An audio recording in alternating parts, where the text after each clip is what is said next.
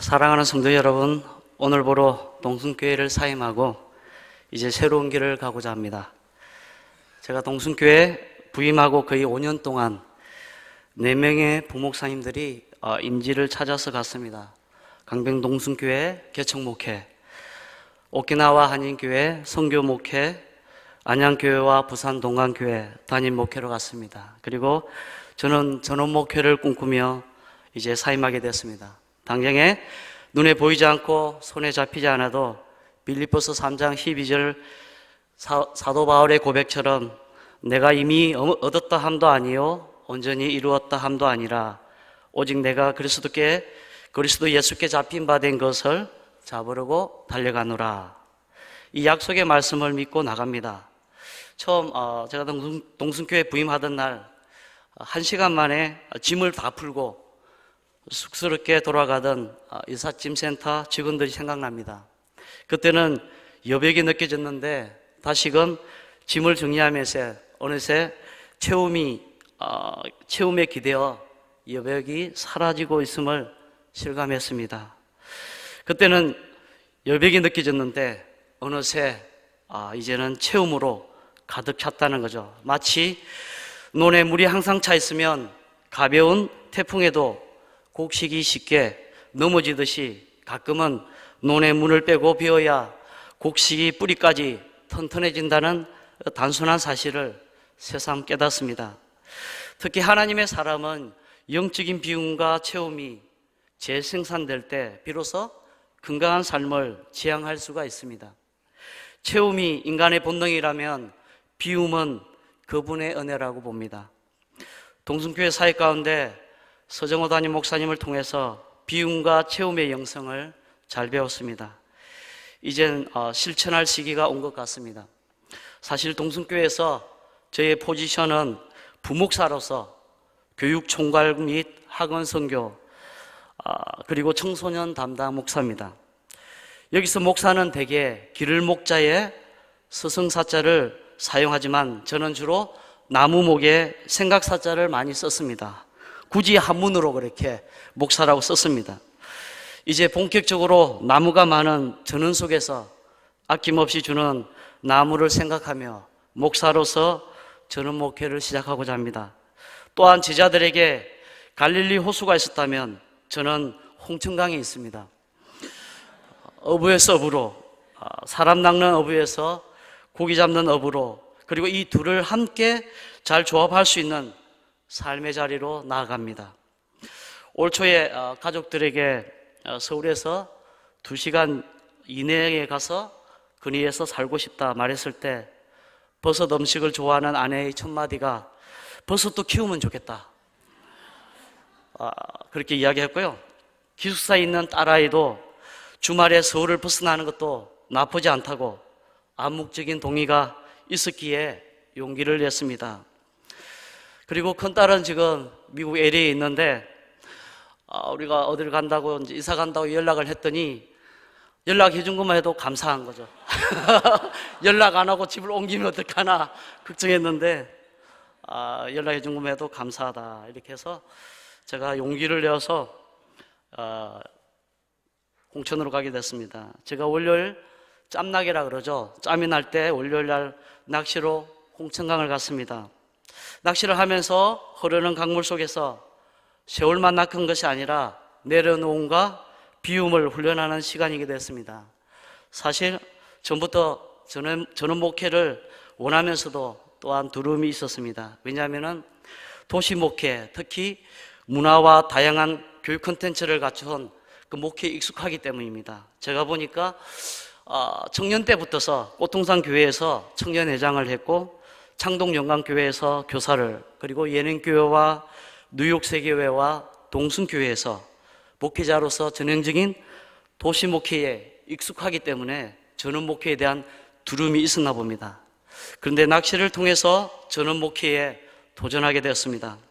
부끄러운 고백이지만은 제가 목회를 하면서 2가지 길은 가지 않겠다고 스스로 피했습니다. 먼저는 개척이고 다음은 선교사입니다. 그런데 저는 목회를 시작으로 개척의 길로 가게 되었고 대안학교를 선교사의 심정으로 준비하게 되었습니다. 한 번에 두 개 다 일피상타라 그러는데 그렇게 되었습니다. 물론 이런 마음을 주셨다고 그대로 된다는 것은 아닙니다. 잠언 16장 9절 말씀처럼 마음으로 자기 길을 계획할지라도 그 걸음을 인도하시는 이는 여호와 하나님이시기 때문입니다. 그럼에도 불구하고 인간의 책임을 다하고 결과를 하나님께 맡기고자 합니다. 이 땅의 대안학교는 크게 두 종류로 나눌 수 있습니다. 먼저는 우리 공교육 제도권에서 채우지 못하는 그것을 더 양질의 교육을 하기 위해서 좋은 시설과 환경 그리고 실력 있는 교사들을 통해서 실시하는 대안학교가 있습니다. 어쩌면 이것은 기족 대안학교라고 할 수 있죠. 많은 비용을 받게 되고 그리고 공교육에서 채워지지 못하는 것들을 채워주기 때문에 이것을 또 부모님의 재력과 열정이 있어야지 가능하다는 거죠. 또 하나의 대안학교는 이 대한민국의 초중고등학교 제도권에 적응하지 못한 학생들이 한 40만 명 정도가 있다고 말씀드렸습니다. 이들 중에 정말 경제적으로 어렵고 부모님의 무관심 속에 방치된 친구들을 모아서 대안학교를 하는 그런 데가 있습니다. 참 이것은 운영이 좀 어렵기 때문에 뭔가 이렇게 정말 대안학교인데 대안이 필요한 학교입니다. 이를 위해서 앞으로 많은 어떤 준비들이 필요한데 저는 전자보다는 후자 쪽에 좀 더 마음이 쏠립니다. 그래서 주님이 주시는 그 마음으로 가난한 마음으로 강야가 아닌 강가로 나갑니다. 사실 저는 강가에서 낚시를 통해서 많은 영감을 얻습니다. 인사이트를 얻는데 특히 낚시를 전도에 비교해 볼 때 무엇보다 낚시와 전도는 대상을 믿게 하는 것이 중요합니다.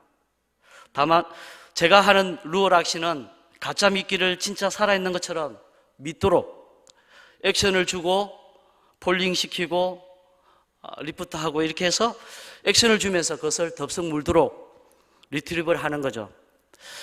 그렇게 하는데 포인트가 있다면 전도는 진짜 살아계신 하나님을 삶으로 입술로서 보여줌으로써 살아계신 하나님을 믿게 하는 데죠. 두 개는 차이점은 있지만은 믿게 하는 데는 공통점이 있습니다. 낚시를 잘하는 프로 낚시꾼이나 조사들은 조사나 또 전도를 잘하는 우리 전도왕이라든지 전폭에서 전도를 잘하는 분들은 공통적으로 가진 것이 있는데 대상에 대한 믿음과 확신을 가졌다는 겁니다. 무엇보다 낚시의 대상인 물고기나 전도자의 대상인 불신자 모두에게 생사가 걸린 사투일 수밖에 없습니다. 물고기는 낚시 바늘에 걸린 이상 죽음과 직면해야 하고 불신자는 전폭에 걸린 이상 전폭은 전도 폭발자를 이야기하죠. 전폭에 걸린 이상 영원한 생명을 얻게 되는 정반대의 생사가 걸린 사투가 아닐 수 없습니다. 오늘날 현대인에게 낚시는 단순히 양식을 구하기 위한 사냥이 아닌 일종의 스포츠나 취미 활동일 수 있습니다. 그러나 물고기 입장에서는 삶과 죽음의 갈림길에 서는 겁니다. 심리학자이고 칼럼니스트인 폴 키네트라는 교수는 그의 물고기 생량 연구에서 먹잇감을 쫓거나 낚시바늘에 걸렸을 때 물고기는 이른바 폭발하듯 헤엄에 돌입한다는 거죠. 모든 근육 덩어리가 신진대사로 이렇게 변화되어서 최고의 속도와 최고의 지구력으로 물속에서 반응을 하는데 파블로프의 그 자유반사처럼 세포와 조직이 반응하게 되는 거죠. 낚시의 손맛도 바로 이런 일련의 과정을 통해서 물고기의 사투가 격렬해질수록 우리의 자율신경계는 고도의 흥분 상태를 촉발하기에 낚시에 빠져드는 거죠. 홀릭되는 거죠. 정말 포식자의 심장을 뛰게 하는 것은 낚시에 막 걸려든 물고기의 처절한 몸부림에서 옵니다. 물고기의 사투가 격렬해질수록 우리는 손맛을 최고조에 이르게 되죠. 손맛이. 그리고 심장박동은 그만큼 빨라집니다. 그리고 손맛 못지않게 중요한 것도 있죠. 입맛도 무시하지 못한다는 거죠. 막 잡은 생선으로 회를 먹거나 요리를 해서 먹으면 얼마나 맛있게요? 정말 맛있죠. 생선 요리가 제맛을 내리면 3번을 헤엄쳐야 한다는 폴란드 속담이 있습니다. 물 속에서, 버터 속에서, 그리고 와인 속에서. 물론 우리 음식 문화랑 차이가 납니다. 우리 음식 문화에서 적용한다면 물 속에서, 된장 속에서, 그리고 입속에서 매운탕 국물과 함께 헤엄을 치는 겁니다. 대개 낚시를 입문하는 사람들은 취미로 손맛이나 입맛 정도로 생각하고 현장에서 실습을 통해서 습득을 합니다. 반면 저는 심리학으로 푼 낚시책을 통해서 인간 심리 이해 차원에서 낚시를 접근했고 낚시를 시작했습니다. 그리고 동영상을 통해서 머릿속에 루어 낚시에 대한 개념을 잡고 현장에서 점검했습니다. 나아가 낚시 행위로 끝나지 않고 신앙적인 접근을 통해서 설교의 중요한 소스 중에 하나가 되었습니다. 성경에서 물고기 하면 딱 떠오르는 것은 연화의 큰 물고기, 사복음서 14, 6, 9, 6, 마태복음, 마가, 누가, 요한 14장, 6장, 9장, 6장에서 나오는 오병이어, 공통적으로 나오는 물고기 2마리, 오병이어의 사건, 그 사건, 그리고 요한복음 21장에 보면 153, 153마리 물고기, 특히 요나를 삼킨 큰 물고기 뱃속에서 3일 반나절 보내며 삶과 죽음의 경계선에서 산의 뿌리까지 내려갔던 요나에게 그곳은 마치 죽음과 부활을 경험하는 인텐시브 코스였는지도 모릅니다. 그리고 오병이어 사건의 물고기 2마리는 예수 그리스도를 통한 풍족한 생명의 양식을 공급받게 하셨습니다. 모나미 볼펜에 보면 153이라고 적혀 있는데 그 볼펜이 아닌 153 물고기는 시몬 베드로와 제자들 각자에게 주는 그리스도시요, 주는 그리스도시요, 살아계신 하나님의 아들 예수 그리스도임을 확실하게 보여주는 처음적인 현장이었습니다. 물고기를 통해서 영혼을 낚으시는 주님에게서 어부로서의 사명의 길을 떠올립니다. 또한 물고기는 노인과 바다와 같은 글작품과 신화의 소재로도 많이 사용이 됩니다. 셰익스피어는 햄릿이라는 작품에서 왕을 뜯어먹고 살이 찐 구더기를 미끼로 물고기를 낚을 수도 있고 구더기를 뜯어먹고 살이 찐 물고기를 먹을 수도 있다고 이렇게 씁니다. 그리고 시리아의 고대 신화에 보면 달의 신 데르케토는 물고기의 지느러미를 가진 여자의 모습으로 그리스 신화에 등장하는 트리톤과 같은 반인반어, 우리가 이것을 인어라고 그러죠. 인어의 모습을 하고 있습니다. 구약 성경에서도 사사인 삼손은 블레셋의 다곤 신전 기둥을 무너뜨린 사건이 사사기 16장 23절의 말씀에 나옵니다. 그때 보면 나오는 다곤 신전, 그 다곤 신의 형상이 물고기 형상을 한 반인반어의 모습이라는 겁니다. 중세 찬송가에서 예수님을 동정녀가 잡은 작은 물고기라고 표현했습니다. 심지어 우리나라는 물고기를 잡으러 나갈 때 풍어제를 지내며 물고기도 신이 점지해져야 많이 잡을 수 있다는 그 토속적인 신앙을 가지고 있다는 거죠. 아프리카 미개 부족들도 이런 신앙을 가지고 있습니다. 무엇보다 초대교회 성도들에게 물고기 문양은 아주 특별한 의미를 가지고 있었습니다. 왜냐하면 물고기를 그리스어로 헬라어로 익투스라고 하는데 이 속에 숨겨진 비밀 코드가 있기 때문입니다. 그것은 익투스라는 말은 5개의 단어의 첫 글자 이니셜로 이렇게 포함된 거죠. 이니셜로 만들어진 건데 예수스, 예수라는 말이 첫 글자로 들어가 있고요. 그리스도투스, 그리스도라는 말이 2번째로 들어가 있습니다. 그리고 데오스, 하나님이라는 말이 3번째로 들어가 있고, 그리고 4번째 히오스, 아들이라는 말이 들어가 있습니다. 마지막으로 소조메테해서 구원자라는 그 글자의 이니셜이 익투스 안에 5글자가 들어가 있다는 거죠. 달리 말하면 이는 그리스도 예수 하나님의 아들 구원자라는 말씀이 익투스 물고기 안에 그 모양 속에 감추어진 비밀 코드, 그것이 바로 물고기였죠. 여러분, 십자가에 감추어진 비밀 코드가 하나님의 구원 계획이 그 십자가 안에 담겨 있었잖아요. 십자가는 믿지 않는 사람들이 볼 때는 정말 미련하게 보이는 거죠. 형태로 볼 수밖에 없지만은 믿는 우리에게는 하나님의 능력이 되듯이 그 십자가 안에 그 십자가를 통해서 예수 그리스도 구원자를 못 박음으로써 구원이 일어날 줄 어떻게 알았겠습니까? 마귀조차도 그것을 몰랐던 거죠. 그걸 알았더라면 예수님을 십자가에 못 박였겠습니까? 못 박지 않죠. 구세주만 구원자만 없으면 끝난다고 생각했던 그 십자가가 도리어 구원을 베푸는 하나님의 능력이 됐던 것처럼 이 물고기 모양 속에 하나님께서 놀라운 비밀을 감추고 있었다는 거죠. 하나님의 아들 예수 그리스도 구원자가 그 물고기 모양 속에 있었다는 사실이죠. 그래서 요한복음 21장에 보면 예수님께서 나는 물고기 잡으러 가노라, 이렇게 베드로를 비롯해서 7명의 제자들이 다시 갈릴리 호수로 고기 잡으러 갔을 때 주님이 찾아가시잖아요. 부활하신 후에 찾아가셔서 생선을 구워놓고 떡을 구워놓고 고기가 잡히느냐? 안 잡힙니다. 밤새도록 잡았는데 잡지를 못했다는 거죠. 힘으로도 능으로도 잡을 수 없었던 거죠.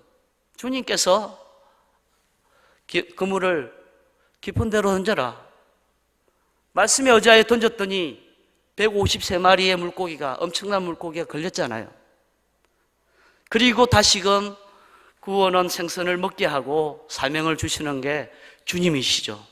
그 속에 감추어진 나를 먹고 날 잡아먹고 너희 살아라, 이것이 주님의 십자가의 정신이고 익투스를 통해서 오는, 물고기를 통해서 오는 저는 의미라고 봅니다.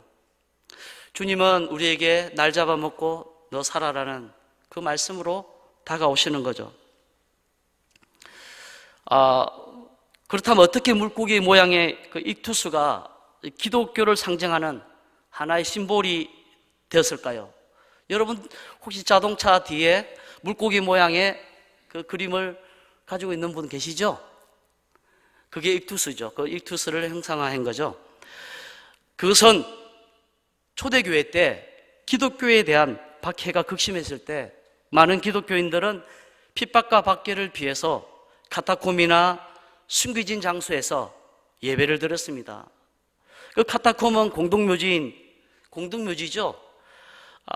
그곳을 찾는 사람들 가운데 누가 리얼 크리스찬인지, 진짜 크리스찬인지, 아니면 기독교인을 고발하기 위해서 위장하고 찾아오는지, 그들만의 선별을 했던 것이 바로 선별 방법이 물고기 모양이었습니다.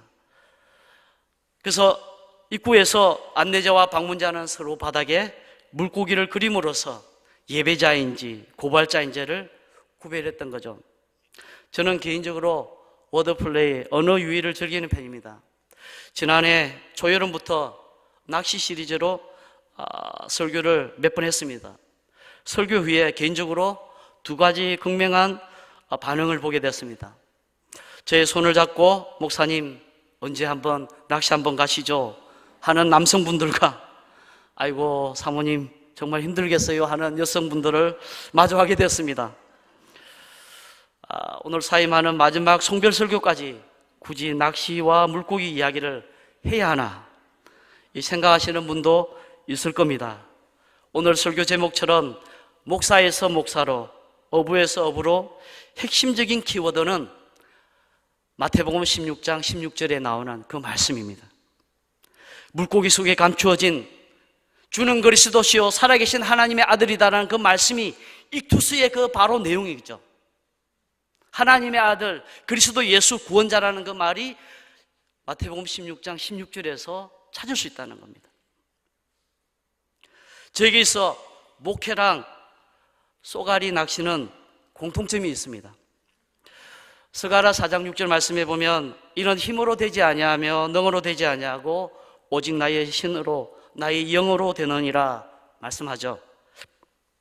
제가 느낄 때 정말 목회랑 쏘가리는 어쩜 내 맘 같지 않은지 힘으로도 재능으로도 안 되고 성령님의 절대적인 도움이 필요하다는 사실입니다. 제가 아는 쏘가리는 신비롭고 거리감이 있는 데다가 좀처럼 움켜쥘 수가 없으니까 어떤 면에서 쏘가리는 도달할 수도 잡을 수도 없는 무의식의 자아가 아닌가 생각됩니다.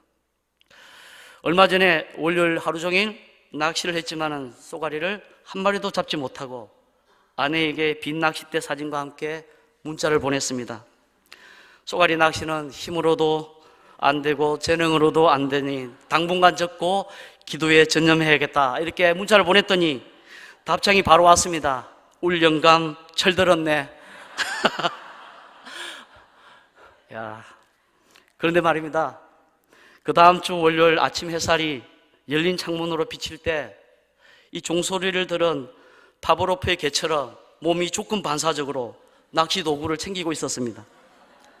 그리고 마음은 이미 MR을 타고 홍천강으로 향하고 있었습니다. 잠시의 머뭇거림도 없이 사택을 나설 때 간절한 기대와 소망으로 오늘 쏘가리 한 마리만 잡게 해주세요, 가난한 마음으로 기도를 드렸습니다. 어쩌면 저에게 대물 쏘가리 낚시는 넘어야 한 큰 산이었는지도 모릅니다. 왜냐하면 지난해 여름부터 홍천의 쏘가리 포인트, 개아리, 굴지리, 도사공리, 천냥바위 낚시를 하시는 분들은 알아요. 여러분들에게는 방언처럼 들릴지 몰라도 수없이 찾아 흐르는 강물 속에서 이 캐스팅을 해도 SO라 그러죠. 애기 쏘가리 한 마리도 못 낚았습니다. 그래 아내에게 문자를 보냈던 그 다음 주 월요일 날도 점심부터서 저녁 때까지 쏘가리 구경도 못하고 이젠 정말 쏘가리 낚시는 당분간 접어야겠다고 포기하는 그 순간에 묵직하게 꾹꾹 누르는 손맛을 경험한 겁니다. 제가 순간적으로 반사적으로 할렐루야, 이거 쏘가리라는 생각이 딱 들었습니다. 왜냐하면 그 영상을 통해서, 글을 통해서 봤을 때 입질이 올 때 꾹꾹 누른다는 그것을 경험했기 때문입니다.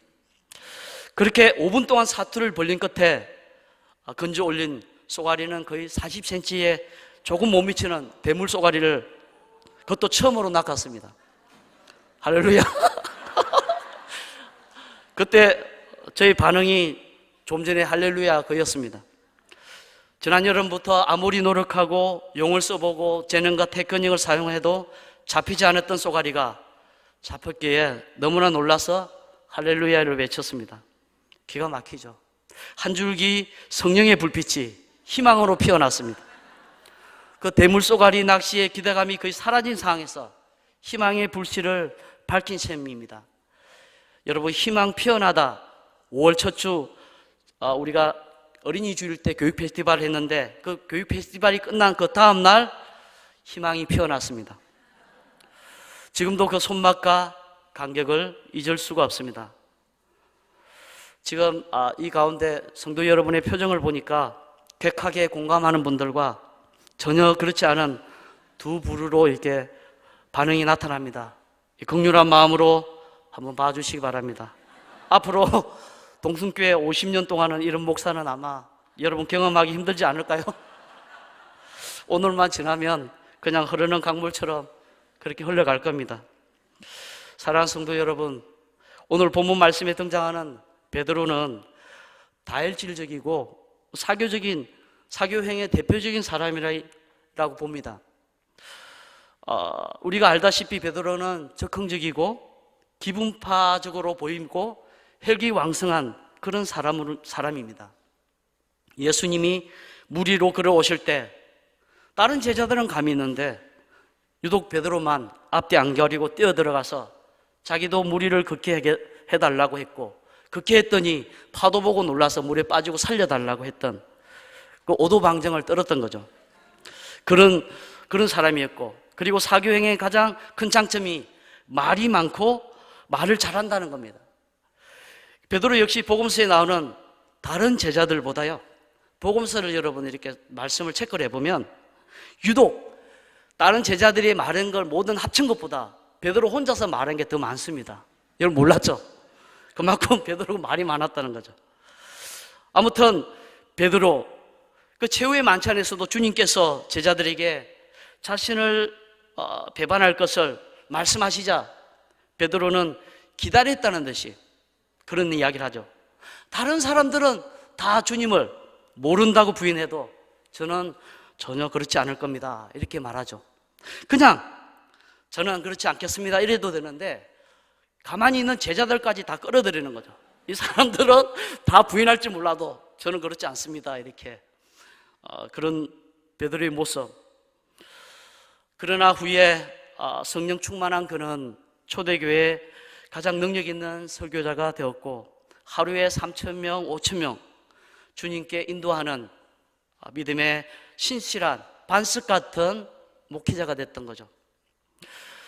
오늘 본문 18절 말씀에도 이런 말씀이 나옵니다. 반석 위에다 주님의 교회를 든든히 세우겠다는 말씀을 베드로를 통해서 하고 있잖아요. 그래서 그럼에도 불구하고 복음서를 통해서 통한 베드로의 모습은 감정의 폭이 크고 극과 극을 오가는 그런 모습들을 봅니다. 분위기가 우울하거나 조용한 것을 참지 못하고 모든 면에서 앞서가고 행동하는 스타일입니다. 그렇기 때문에 신중하지 못함으로 실수가 많고 열정적이지만 금세 식어버립니다. 장점으로는 항상 즐겁고 자신의 마음을 잘 드러내는 것이라면 단점으로는 실제적이고 조직적이지 못하며 무모하고 아무 때나 화를 내기 쉽다는 겁니다. 오로지 자신이 좋아하는 것이면 모든 것을 하는 그런 베드로의 모습을 보게 됩니다. 감정적인 성향이 강하기 때문에 칭찬에 약하고 아무리 힘들고 어려워도 칭찬을 해주면 금세 힘을 내고 자리에서 일어납니다. 칭찬은 무슨 내용이든 별 상관이 없습니다. 그냥 자신을 인정해 주는 것에 고마움을 느끼는 사람이었습니다. 또한 자기 스스로도 자신의 일에 크게 기대를 하지 않는 경우가 허다합니다. 그래서 실수해도 대수롭지 않게 생각합니다. 여러분, 베드로를 가만히 살펴보면 자충우돌하면서도 털털 털고 일어나는 사람처럼 보이는 것도 그의 성향에 한몫하기 때문입니다. 성경에서 나오지는 않지만 전승에 따르면 베드로는 마지막 순간에 주님과 동일한 방법으로 죽을 수 없다며 십자가에 거꾸로 매달려 순교하신 것을 전해져 내려오고 있습니다. 베드로의 평소 성품이 잘 나타나는 대목이라고 볼 수 있습니다. 그리고 베드로가 부활하신 예수 그리스도를 만나고 성령 충만을 받은 후에는 완전히 딴 사람이 되었습니다. 베드로전서 5장 8절에 보면 평소 같으면 먼저 덤벼들고 볼 것인데 이렇게 이야기하죠. 근신하라, 깨어라. 너희 대적 마귀가 우는 사자같이 두루다니며 산길자를 찾는다고 신중하게 접근하고 있습니다. 다른 말해서 안정적이고 신중해진 베드로의 모습을 볼 수 있습니다. 사랑하는 성도 여러분, 어쩌면 우린 베드로 모습 속에서 자신의 모습을 발견할지도 모릅니다. 저 역시 베드로를 통해서 많은 부분을 공감하게 됩니다. 특히나 자충우돌을 할 때마다 하나님의 도움이 있었기에 여기까지 왔다는 확신과 믿음을 갖게 됩니다. 어부에서 어부로 베드로의 전적인 것은 그렇게 그의 삶 자체가 하나님의 은혜가 아니고서는 베드로의 삶을 이야기할 수가 없는 거죠. 심지어 주는 그리스도시요 살아계신 하나님의 아들이시다는 베드로의 신앙 고백까지도 하나님의 도움이 있었다는 말씀입니다. 본문 17절 말씀에 보면 바요나라는 것은 바라는 것이 아들인데 요나의 아들 시몬아 네가 복이 있도다. 이를 내게 알게 하니는 혈육이 아니요 하늘에 계신 내 아버지니라 아버지시니라. 복 있는 사람은 여기까지도 오시는 에베레셀의 하나님은가 또 어느 곳에 있든지 늘 함께 하시는 임마누엘의 신앙으로 살아가는 사람이 복 있는 사람입니다. 비록 세상에 변방에 있을지라도 하늘 중심을 바라보고 사는 사람이 복 있는 사람입니다. 그렇습니다. 물고기 모양에 감춰진 베드로의 익투스 고백 위에 반석같이 든든한 초대 교회가 세워진 것처럼 오늘 우리의 삶의 자리에서 성령님의 도움으로 살아계신 하나님의 아들 구원자 예수 그리스도를 증거하며 사는 복된 삶이 되기를 원합니다. 결론적으로 제가 좋아하는 흔들림에 피는 꽃이라는 시로 결론을 대신하겠습니다. 흔들리지 않고 피는 꽃이 어디 있으라. 이 세상 그 어떤 아름다운 꽃들도 다 흔들리며 피었나니 젖지 않고 피는 꽃이 어디 있으라. 이 세상 그 어떤 빛나는 꽃들도 다 젖으면서 피었나니 바람과 비에 젖으며 꽃잎 따뜻하게 피었나니 젖지 않고 가는 삶이 어디 있으라. 이처럼 이 세상 그 어떤 아름다운 인생도 세풍에 흔들리지 않고 세파에 젖지 않고 피는 인생이 있겠습니까? 반석 같은 베드로도 그의 삶 가운데 많은 자충우돌하는 어려운 가운데서도 그 중심에 주는 그리스도시요 살아계신 하나님의 아들이시다는 이 신앙 고백이 그를 붙들었던 거죠. 오늘 우리의 그 고백 속에 이 동순교회가 여러분을 통해서 든든히 서가고 그리스도의 몸된 교회인 여러분 자신도 믿음에서 든든히 서가고 여러분의 가정도 든든히 서가기를 축복합니다. 기도하겠습니다. 살아계신 아버지 하나님 감사합니다. 오늘 우리의 삶 가운데 주는 그리스도시요 살아계신 하나님의 아들이시다는 베드로의 고백, 그 고백이 우리의 삶을 이끌어가게 하여 주시고 우리의 삶을 드라이빙하며 우리의 목적이 되게 하여 주시옵소서. 하나님, 이로 인해서 내 삶이, 내 가정이, 내가 섬기는 교회가 더 복되게 하시고 회복되게 하시고 반석 위에 든든히 설 수 있는 복을 누리게 하여 주시옵소서. 예수님 이름으로 기도하옵나이다. 아멘.